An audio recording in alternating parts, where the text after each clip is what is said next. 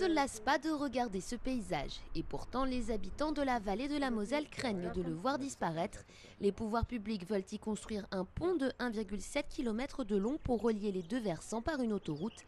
Des versants sur lesquels sont plantés des dizaines d'hectares de vignes de Riesling.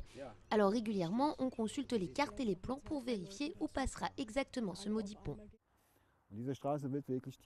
La route sera creusée très profondément à flanc de coteau et juste à côté des vignes. Cela aura très probablement une forte influence sur le ruissellement des eaux dans les plantes. Dans quelle mesure cela va-t-il dégrader la qualité du vin? On ne le sait pas. C'est donc un vrai combat qu'ont engagé les habitants de la vallée. Viticulteurs anciens du pays ou simples sympathisants, depuis le lancement du projet, ils protestent contre ce pont mammouth qui devrait coûter 330 millions d'euros et selon eux, vider la région de ses touristes et détériorer leur précieux patrimoine viticole. Nous parlons ici des meilleures vignes de Riesling du monde qui doivent être protégées. Alors on espère que l'on pourra éviter ça.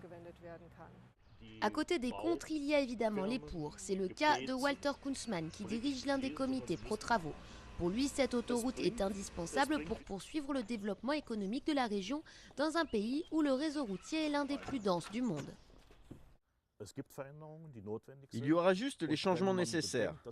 Et ça ne réduira pas le trafic vers le village. Au contraire, on y viendra plus rapidement. Et dans le futur, tout le monde va reconnaître que c'était nécessaire et indispensable.